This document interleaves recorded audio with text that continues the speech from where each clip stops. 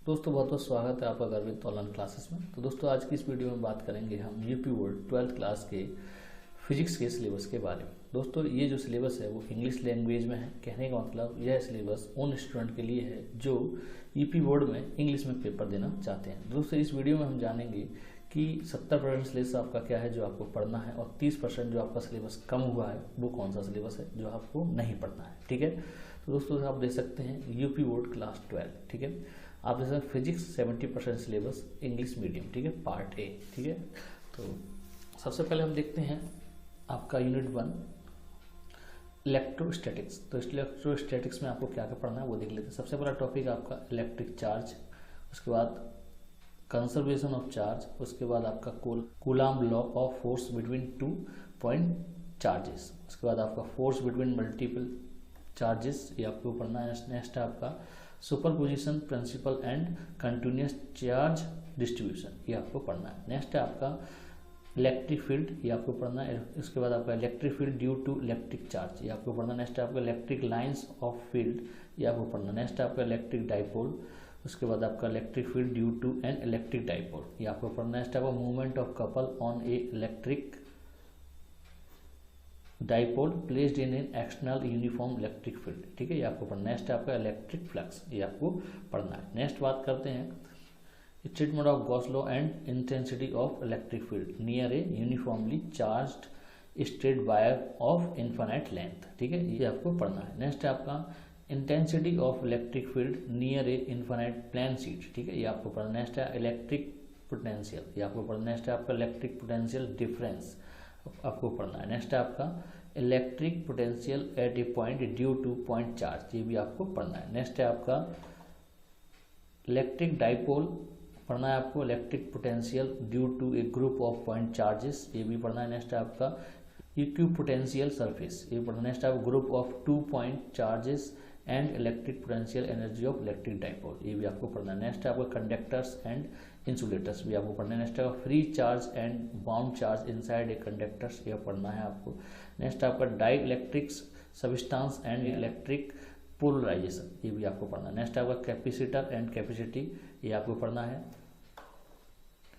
Next आपका in series and parallel combination of capacitors ये भी आपको पढ़ना है। नेक्स्ट आप capacity of 2 plate in the parallel capacitor if there is a non partially filled with dielectric substance. ठीक है, ये भी आपको पढ़ना है। नेक्स्ट आपका पोटेंशियल एनर्जी इन कैपेसिटर्स ये भी आपको पढ़ना है। नेक्स्ट बात करते हैं यूनिट 2 करंट इलेक्ट्रिसिटी। तो ये आपकी 7 नंबर की आएगी। तो इसमें देख लेते हैं कौन कौन से टॉपिक आपको पढ़ने हैं। सबसे पहला टॉपिक है आपका इलेक्ट्रिक करंट ये पढ़ना है। नेक्स्ट है flow of electric charge in A metallic conductors ये भी पढ़ना है। उसके बाद ड्रिफ्ट वेलोसिटी पढ़नी है। उसके बाद आपका mobility and its relation to electric current ये भी पढ़ना है। नेक्स्ट आपका ओम लॉ ये भी पढ़ना है। Next electric resistance VI characteristics ये भी पढ़नी है। नेक्स्ट इसमें आपका लीनियर एंड नॉन लीनियर दोनों पढ़नी है। नेक्स्ट आपका इलेक्ट्रिक एनर्जी एंड पावर ये पढ़ना है। नेक्स्ट आपका इलेक्ट्रिक रेसिस्टिविटी एंड कंडक्टिविटी आपको पढ़ना है। नेक्स्ट है dependence of resistance on a temperature ये पढ़ना है। नेक्स्ट आपका internal resistance of a cell ये पढ़ना है। नेक्स्ट आपका electromotive force EMF of a cell and potential difference ये भी आपको पढ़ना है। नेक्स्ट आपका combinations of electric cells in a series and in parallel पढ़ना है। इस दोनों में पढ़ना है, पैरेलल एंड सीरीज दोनों में आपको पढ़ना है। नेक्स्ट आपका Kirchhoff law and its application ये पढ़ना है। नेक्स्ट आपका व्हीटस्टोन ब्रिज पढ़ना है। उसका मीटर ब्रिज पढ़ना है। उसके बाद पोटेंशियल मीटर प्रिंसिपल पढ़ना है। Next uses of potential meter पढ़ना है। To comparison of the EMFs and 2 cells ये आपको पढ़ना है। नेक्स्ट आपका determination of internal resistance of any cell ये आपको पढ़ना है। नेक्स्ट बात करते हैं यूनिट 3 जो आपकी 8 नंबर की आएगी magnetic effect of electric current and magnetism. तो इसमें देख लेते हैं कौन कौन से टॉपिक आपको पढ़ने हैं। सबसे पहला आपका कंसेप्ट ऑफ मैग्नेटिक फील्ड पढ़ना है। उसके बाद आपको ऑस्टेड एक्सपेरिमेंट पढ़ना है। उसके बाद बायो-सैफर्ड लॉ पढ़ना है and it's uses in current carrying loop.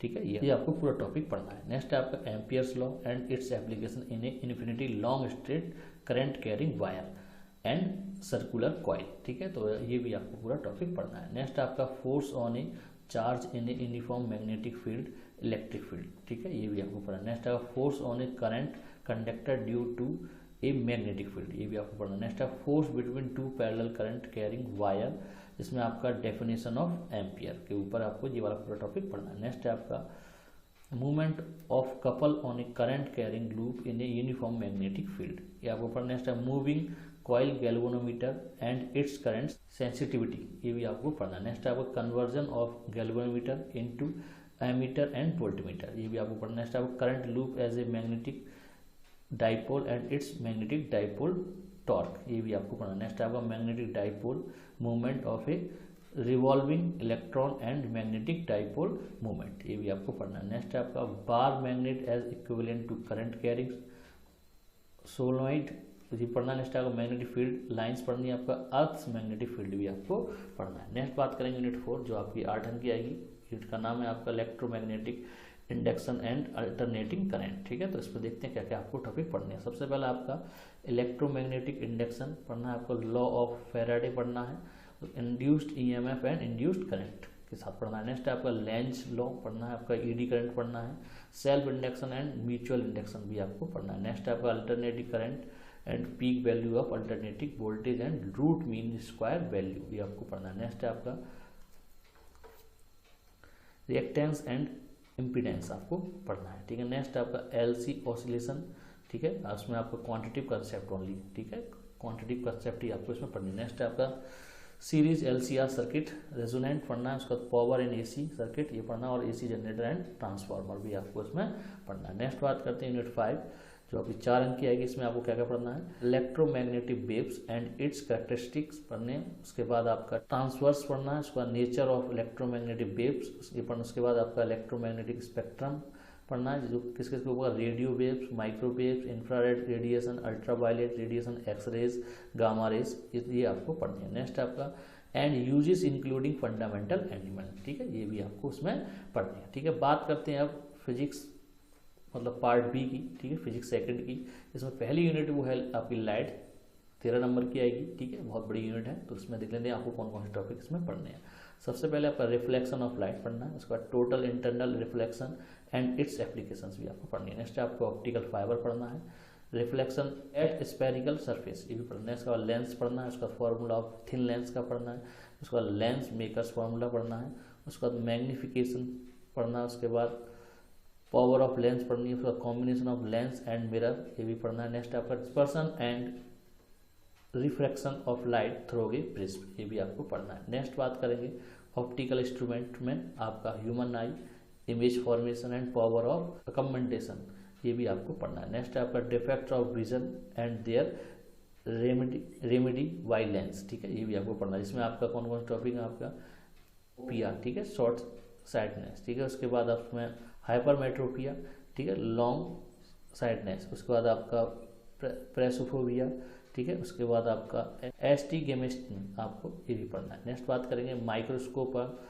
And astronomical telescope, ठीक है, ये भी आपको पढ़ना है, देयर मैग्नीफाइंग पावर ये भी आपको इसमें पढ़ना है। नेक्स्ट बात करेंगे वेव लाइट पढ़नी है आपको, wave front and Huygens wave theory भी आपको पढ़ना है। नेक्स्ट आपका reflection and refracting of plane waves on a flat planes, via the use of wave front ये भी आपको पढ़ना है। नेक्स्ट आपका explanation of the reflection and refraction, via the use of Huygens principles ये भी आपको पढ़ना है। नेक्स्ट आपका इंटरफेरेंस, उसके बाद Young's experiment and expression of fringe with ये भी आपको पढ़ना है। नेक्स्ट आपका coherent source and sustained interference of light ये भी आपको पढ़ना है। Next diffraction of light due to single slit ये भी आपको पढ़ना है। नेक्स्ट आपका विथ ऑफ सेंट्रल मैक्सिमम ये भी आपको पढ़ना है। नेक्स्ट बात करते हैं unit second dual nature of matter and radiation, इसमें क्या क्या पढ़ना है देख लेते हैं। ड्यूअल नेचर ऑफ रेडिएशन पढ़ना है, फोटो इलेक्ट्रिक इफेक्ट पढ़ना है, उसके बाद हर्ट्ज एंड लेनार्ड ऑब्जर्वेशंस पढ़ने हैं,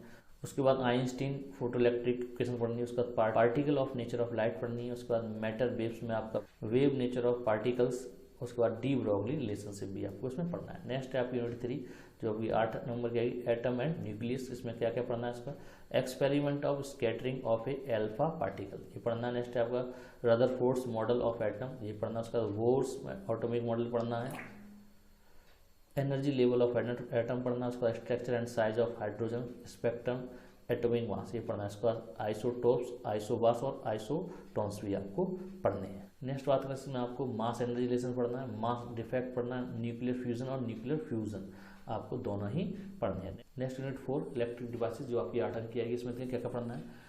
एनर्जी बैंड्स इन सॉलिड्स ये पढ़ना है, कंडक्टर्स पढ़ने हैं आपको, इंसुलेटर्स पढ़ने हैं, सेमी कंडक्टर्स भी आपको पढ़ने हैं। नेक्स्ट आपका कैरेक्टरिस्टिक ऑफ सेमी कंडक्टर पढ़ने हैं, IV, ठीक है, in forward in reverse wise, ठीक है। उसके बाद diode as half wave rectifier ये पढ़ना है। नेक्स्ट आपको कैरेक्टरिस्टिक ऑफ LED पढ़ना है, उसका फोटो डायोड पढ़ना है, सोलर सेल पढ़ना है, TT ट्रांजिस्टर पढ़ना है, उसके बाद ट्रांजिस्टर एक्शन पढ़ना है, उसका कैरेक्टरिस्टिक ऑफ ट्रांजिस्टर पढ़ना है, उसका ट्रांजिस्टर एज एम्पलीफायर, ठीक है, ये भी आपको पढ़ना है, ठीक है। उसके बाद आपका एंड ट्रांजिस्टर एज ऑसिलेटर ये भी आपको पढ़ना है। उसका लॉजिक गेट पढ़ने हैं आपको, जिसमें आपका और एंड नैंड और नॉट आपको 4 गेट पढ़ने हैं। उसके बाद आपका ट्रांजिस्टर एज स्विच ये भी आपको पढ़ना है।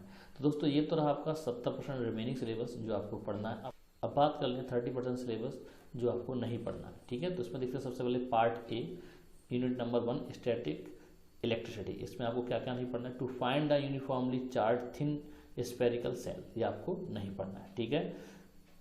इसमें इनसाइड एंड आउटसाइड, ठीक है। Electric field by Gauss law ये आपको पूरा नहीं पढ़ना है। नेक्स्ट बात करें यूनिट 2 इलेक्ट्रिक करंट, तो इसमें क्या क्या नहीं पढ़ना? Carbon resistance and colour code ये आपको नहीं पढ़ना। उसका combination of resistance in series and parallel ये भी आपको नहीं पढ़ना। नेक्स्ट बात करें unit 3 magnetic effect of current and magnetism में आपको magnetic field intensity due to magnetic dipole in the end on position and broad side on position ये आपको नहीं पढ़ना। नेक्स्ट आपका torque on A bar magnetic in uniform magnetic field ये भी आपको नहीं पढ़ना है।